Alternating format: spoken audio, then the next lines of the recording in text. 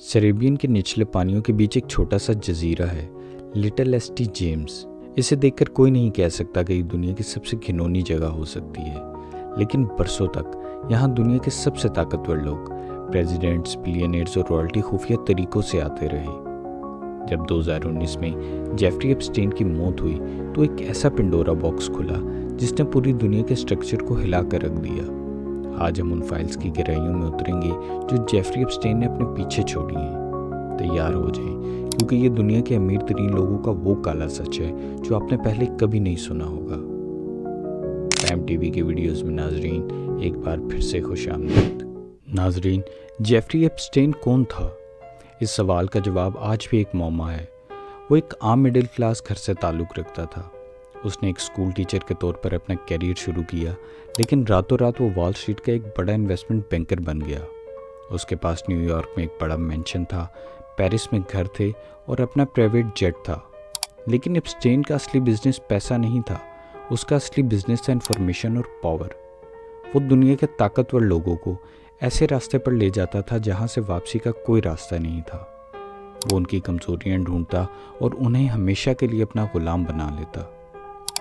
एप्स्टेन इस काम में अकेला नहीं था, उसके साथ ही गैसलीन मैक्सवेल, जो एक ब्रिटिश मीडिया मॉड्यूल की बेटी थी। मैक्सवेल का काम था एप्स्टेन के लिए एक सस पैदा करना।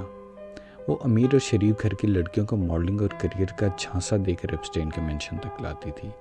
मैक्सवेल ने एक ऐसी पिरामिड स्कीम खड़ी की जहां पुरानी लड़कियां नई लड़कियों को रिक्रूट करती थी। ये एक ऐसा मौत का फंदा था जिसमें फंसने के बाद मासूम लड़कियों के पास निकलने का कोई रास्ता नहीं होता था।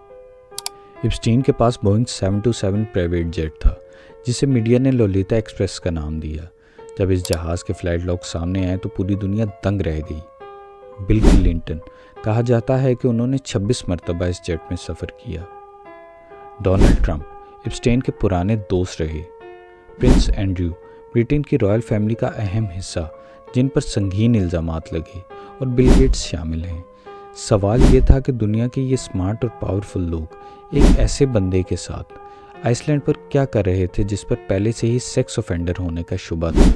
इस आइसलैंड पर एक अजीबोगरीब मंदिर नुमा इमारत बनी हुई थी।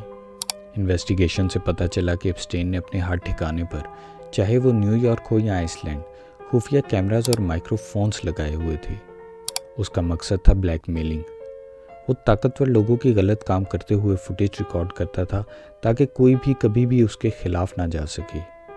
2008 में पहली बार एप्स्टेन के खिलाफ पक्का सबूत मिला।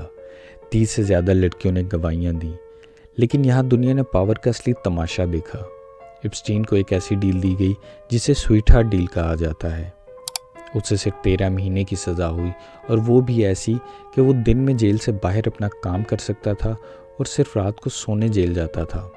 इस डील ने साबित कर दिया कि जेफरी एप्स्टेन कानून से ऊपर था। लेकिन क्यों? उसे कौन बचा रहा था? जुलाई 2019 में हवा बदली। न्यूयॉर्क की अदालत ने नए सबूतों की बुनियाद पर एप्स्टेन को अरेस्ट कर लिया। इस बार सज़ा यकीनन उम्र कैद थी। दुनिया को उम्मीद थी कि अब एप्स्टेन मास्टर लिस्ट खोलेगा और सबके नाम उगलेगा। लेकिन 10 अगस्त 2019 की सुबह मेट्रोपॉलिटन सेंटर की हाई सिक्योरिटी जेल में एप्स्टेन की लाश मिली। अथॉरिटीज़ ने इसे सुसाइड कहा, लेकिन इस सुसाइड में इतने ग्लिचेस थे कि किसी को यकीन नहीं आया। जेल के कैमराज उस रात फेल हो गए थे, गार्ड सो गए थे और उन्होंने 3 घंटों तक चेक नहीं किया। एप्स्टेन को सुसाइड वाच से हटा दिया गया था। दुनिया भर में एक ही नारा गूंजा, एप्स्टेन डिड नॉट किल हिमसेल्फ। एप्स्टेन मर गया, लेकिन उसके राज नहीं मरे। जनवरी 2024 में न्यूयॉर्क के जज ने हज़ारों पेजेस पर मुश्तमिल फाइल्स को अनसील करने का ऑर्डर दिया। इन फाइल्स में 170 से ज़्यादा लोगों के नाम सामने आए।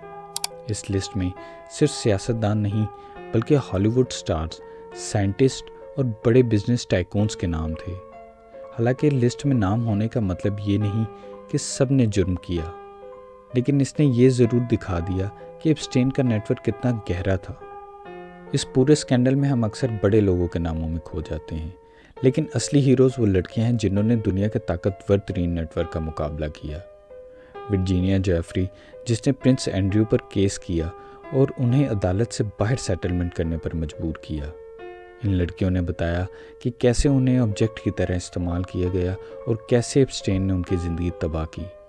इनकी हिम्मत ही थी जिसने एप्स्टेन के किले को गिराया। कई इन्वेस्टिगेटिव जर्नलिस्ट का मानना है कि एप्स्टेन सिर्फ एक क्रिमिनल नहीं था, बल्कि वो एक इंटेलिजेंस एसेट था। उसके ताल्लुकात CIA और इसराइल के मोसाद से थे। थ्योरी ये है कि वो ताकतवर लोगों को हनी ट्रैप में फंसाता था ताकि उन्हें जंसीस के पास दुनिया के बड़े लीडर्स का ब्लैकमेल मटेरियल हो। अगर ये सच है तो एप्स्टेन फाइल सिर्फ एक सेक्स स्कैंडल नहीं बल्कि दुनिया की हिस्ट्री का सबसे बड़ा इंटेलिजेंस ऑपरेशन है।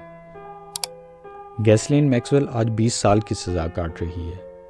एप्स्टेन के आइसलैंड को एक बिलियनर ने खरीद कर वहाँ रिजॉर्ट बनाने का ऐलान किया है। लेकिन क्या इंसाफ हो गया? वो ताकतवर लोग जो उस आइसलैंड पर जाते थे वो आज भी अपने मेंशन्स में सुकून से रह रहे हैं। उनमें से किसी पर अब तक कोई भी क्रिमिनल केस नहीं चला। एप्स्टेन फाइल्स ने दुनिया को 2 हिस्सों में बांट दिया, एक वो जो कानून के नीचे हैं और एक वो जो कानून के ऊपर हैं। जेफरी एप्स्टेन की कहानी हमें सिखाती है कि पावर और पैसा किसी भी इंसान को शैतान बना सकता है। ये फाइल्स हमें बताती हैं कि दुनिया जैसी नज़र आती है वैसी है नहीं। पर्दों के पीछे बहुत कुछ छुपा है। सवाल ये नहीं कि एप्स्टेन ने खुदकुशी की या नहीं, सवाल ये है कि क्या हम कभी उन लोगों का चेहरा देख पाएंगे जो आज भी अंधेरों में बैठकर दुनिया को चला रहे हैं। आपको क्या लगता है, क्या इन फाइल्स से कभी पूरा सच सामने आएगा? कमेंट में अपनी राय ज़रूर दें और सब्सक्राइब करें दुनिया के उन राजों को जानने के लिए जिन्हें हमेशा के लिए दफन करने की कोशिश की गई।